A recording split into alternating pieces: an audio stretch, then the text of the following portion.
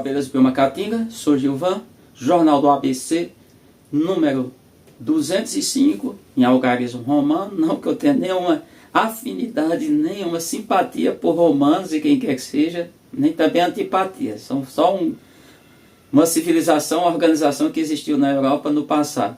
Mas eu uso até para destacar, até por conta de uma escrita diferente. Fato esse, hoje eu vou discorrer aqui, falar um pouco sobre mel e sobre consumo. A gente tem que entender que a produção de mel ela cresceu muito no planeta. A China, eu vou deixar um print aqui para vocês entenderem como é a produção mundial. Não está muito bom, mas é de fato o que eu consegui. Então, se a gente pensar a produção de mel, a China ainda produz muito. Ou seja, ela produz uma quantidade assim, quase metade do mel do planeta. Ela produz 400 e tantas mil toneladas de mel anualmente, só que também são grandes falsificadores, como no Brasil também tem totalmente, muito, não são poucos falsificadores de mel no Brasil, somente mel de meio de feira, todo respeito, não, nada contra feirante, tem feirante que é sério, mas a maioria, não sei se a maioria, segundo alguns levantamentos, boa parte do mel vendido nas feiras, chamado meio de feira, vendido em feiras livres, são méis falsificados. E quando não sabe a procedência, talvez não tenha qualidade, mas vamos ao fato que interessa. E o que acontece? O Brasil nunca foi um grande produtor de mel. Aí teve o trabalho do que eu já expressei isso aqui em outros vídeos. Isso aconteceu em 1956, 1957 as abelhas foram soltas, se espalharam pelo Brasil e dominaram o continente. Isso é fato. Isso é fato. A abelha tem mais expansão, a abelha que tem mais expansão no mundo é o grupo africanizada, um polihíbrida. Aqui duvido que alguém vai negar. Se você fizer o genoma do bicho, hora você faz, vai dar uma maneira, outra hora vem a fazer, vai dar diferente. Inclusive, fizer análise de DNA, nunca vai bater. Absolutamente não, tem que ficar bem claro. É uma coisa que eu conheço, mesmo a genética clássica eu conheço, eu sei o que é. Não sei a genética com alto aprofundamento, biomolecular, biotecnologia, isso eu nunca trabalhei, não sei direito.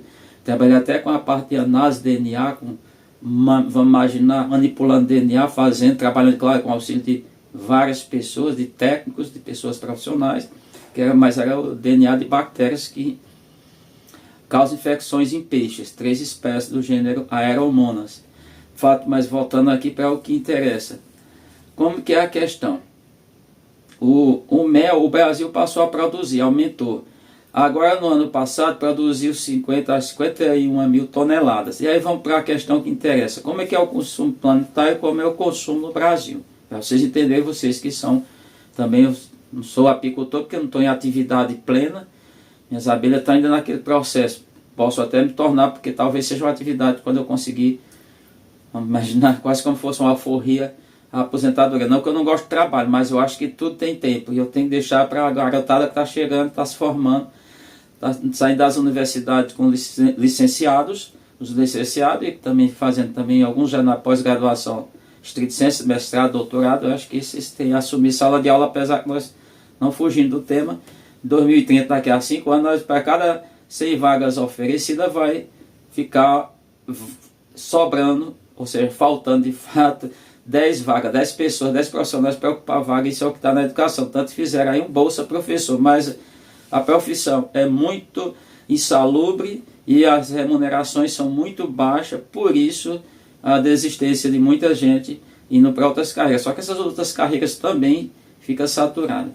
Mas como é a produção de mel? E precisa ter professores para ensinar como é que é a produção. O Brasil está nessas 51 mil toneladas anuais, 50 e poucos, uns dizem 56, mas eu estou pegando dados oficiais, então eu acho que está mais na verdade, 51 mil toneladas. Não produzia isso, produzia em torno de 2 mil toneladas até, diga que até a década de 60, 70, e aumentou bastante dos outros.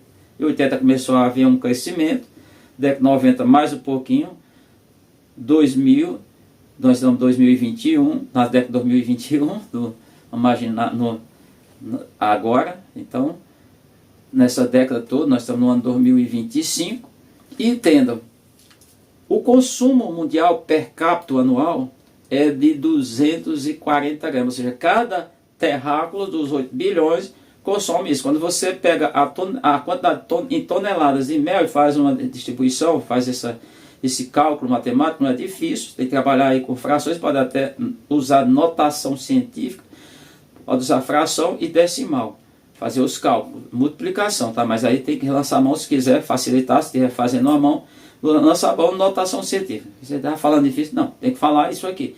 Você vê que aí tem uma sobra mundial, porque o consumo per capita por pessoa é 240 gramas. O que acontece com o Brasil? O Brasil tem 203 milhões de brasileiros dentro dos 8 bilhões, um pouquinho mais, que tem de pessoas no planeta. Só que o brasileiro ele só consome um quarto disso, ele só consome 60 gramas de mel. Isso é o consumo per capita anual. Eu consumo mais porque estou consumindo direto. Logo, aí você que é produtor de mel, eu, por exemplo, tenho capacidade de coletar, de mandar sair da caatinga, no média, anualmente, dá para fazer mais. 50 quilos, 50 litros. Na verdade, acaba dando 50 quilos de mel em torno. Porque o mel de abelhas nativas tem menor densidade do que o mel de abelhas africanizadas, no caso aqui da América, ou abelhas do gênero Apis. Entendeu? Assim, as abelhas do gênero Apis, o mel, por alguns motivos, talvez também, talvez não, com certeza, tem mais açúcar. Açúcar porque ali é glicose e frutose e glicose. Pelo menos tem que ser 97% desses dois açúcar, o mel, no total dos açúcares. E aí, né, o peso, chamado peso, o peso é maior. Maior é você comparando o volume. A densidade que é maior do mel das abelhas gênero Apis do que das abelhas, no caso, abelhas indígenas aqui no Brasil. Logo, eu não tiro esse mel por quê? Justamente porque o cara quer comprar muito barato. E o valor desse mel de mercado, em média, é 300 reais, mas chega aos 400. E o mel da mandaçaia hoje é avaliado por muitos pessoas, estudiosos ou não, apreciadores, como um dos melhores mel entre todos os mel, todas as abelhas do mundo. Não é o mel mais caro. O mel mais caro não é nem mel de fato. O mais caro são os melatos. O melato lá da Turquia, ou seja, das abelhas Apis lá da Turquia, na África, que vende para a Europa. Somente a Holanda é um grande comprador, a Alemanha é outro. Compra esse melato que parece que vem do pins. É um exudado que passa por intestino, sistema digestório completo de pulgões, alguns bichos lá, uns insetos, e o outro inseto que é a abelha coleta. Mas então, se o Brasil faz esse consumo vai dar em torno de 12 mil toneladas. Se ele produz 50 mil toneladas, vai restar aí 39 mil toneladas. Essas 39 mil toneladas teriam que ser exportadas. Tem exportadores. Inclusive tem exportadores no Piauí, o estado aqui pegado com Pernambuco, também com o Ceará, com a Bahia, com o Tocantins e o Maranhão, pelo menos é as divisões que eu conheço do estado. Pode ser que alguém queira fazer outras divisões, ou outra divisão. Fato esse, o Piauí é um grande exportador de mel e também produtor, mas ele compra mel dos vizinhos, aqui no interior do sertãozão, diferentes cidades do interior, ele sai comprando porque não tem nada de errado. E aí eles são exportadores, em toda a documentação, no caso deles, eles exportam mais para os Estados Unidos da América, que é um grande produtor. Logo, a gente fica, se não conseguir exportar esse mel, e aí vamos para o perfil da maioria dos criadores de abelhas, os apicultores. Eles são pequenos, eles não têm muita estrutura, isso perpassa pela economia solidária, economia popular, nem tanto, é economia familiar, ou agricultura, no caso, é a pecuária. A gente tem que pensar que a criação de abelha está dentro do ramo da pecuária, ou seja, é agropecuária. Tem que ficar bem claro aqui que alguns chega até doer de tanto chato que são, que chega, tem isso, no canal tem de tudo, tem, quer dizer, não é sequer são pessoas escritas, são pessoas que educadamente eu respondo, mas tem isso. Então a produção fica, primeiro que ela não só é sazonal, depende de chuva, mas também tem oscilações. Tem período do ano que no mesmo local pode dar maior produção ou menor produção. O fato é esse que vai ficar retido se não exportar, porque a gente tem de sobra, porque nós consumimos, da média mundial, nós consumimos um quarto. Ou seja, enquanto, por exemplo, se pegar a quantidade de consumo de 4 litros por outro grupo de pessoas e outros países, etc., a gente consumiu 1 litro, comparado com eles. A gente tem um entendimento. Ou seja, a gente só consome 1/4 do que é consumido em outras partes do mundo. Então, fica difícil do apicultor sobreviver. Por quê? ele para exportar, vender esse mel, exportação, ele exportar é difícil.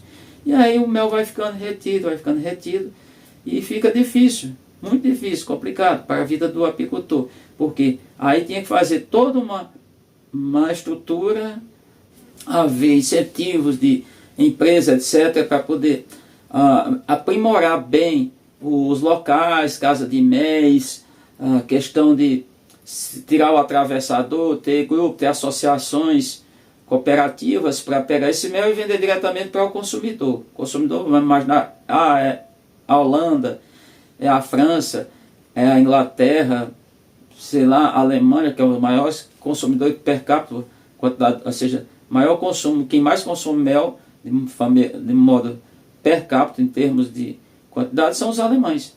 Não quantidade, por pessoa. É o maior consumo, ele chega em torno de, passa de litro, pessoa, o consumo anual. Então eles têm um alto consumo de mel, diferente dos outros nações, outros locais do mundo. Então vai ficar retido. Lamentavelmente vai ficar retido. Eu tanto que, por exemplo, ano passado, não tem prejuízo nenhum, foram 150 e poucos quilos de mel, que eu tinha o mel, eu não ia vender e entregar de qualquer preço. Agora quem não tem, outro meio, outro caminho, vai fazer. Se fosse, talvez uma pessoa que poderia até aumentar um pouco o preço, uma pessoa que trabalha com algo doce, bolo, a indústria dessa parte, os boleiros, mas não vou botar porque açúcar é barato. E no caso eu alimentei minhas mandaçaias e outras abelhas. Eu alimentei com mel das africanizadas, ou seja, foram mais de 150 quilos durante todo o ano 2024. Eu fiz isso. Já tinha feito isso em 2019, 2021. Em alguns momentos que eu venho fazendo isso. O meu mel, como o preço está muito baixo, e às vezes até compensa, se o preço estiver muito, quando você conseguir alguém por aí que é criador de abelhas nativas, não fugindo do tema, que é a questão do consumo de mel, e a questão do apicultor. Se um indivíduo, ele cria abelha, achar um preço de um mel aí, por exemplo, 1 quilo, às vezes o cara pode vender, às vezes em locais pode vender a 8, 10 reais o quilo, compensa ele comprar mel mesmo estando mais de o dobro de 2 quilos, ou seja, sendo maior, o valor é maior do que 2 quilos, o preço de 2 quilos de açúcar, torno de 2,5 kg de açúcar, mas compensa ele dar mel do que ele dá a garrafa de açúcar. Não que a garrafa de açúcar cause nenhum dano para a abelha. Então é isso. Então, você que é apicultor, eu não sou, crio abelha africanizada, mas não posso classificar encaixar como apicultor. É essa a problemática. Tem excesso de produção para o consumo interno. O consumo interno é muito baixo. E aí, como fazer isso? Seria uma divulgação. Como fazer essa divulgação? Não sei, porque o que passa é aquelas cortes, aquelas coisas todas passa nos jornalistas que nós já conhecemos, e nesse caso não vai atender às necessidades do produtor, que seria vender o seu produto. Ou seja, ele tem um excesso de produto, tem uma sobra de produto, fica difícil para ele. Aí tem que empurrar de qualquer preço, porque os atravessadores é quem vão ganhar em cima disso. Então é errado, nós estamos fazendo uma coisa, não é crime. Eles só estão fazendo, se aproveitando de uma coisa que a gente, eu não, mas quem é produtor de mel de apis não consegue fazer, que é vender diretamente para o consumidor, ou seja, para o cliente lá fora. Isso é uma impossibilidade, e aí fica retido, tá bom? Então é isso, eu tenho que dizer, porque tem muita gente perguntando, e aí, por que está sobrando, que os preços não aumentam do mel? Justamente por isso, tá bom? Nosso consumo é muito baixo, nosso consumo como brasileiros, consumimos pouco mel, quase nada. 60 gramas anuais não é quase nada. Dito isso, a gente fecha o nosso vídeo por aqui.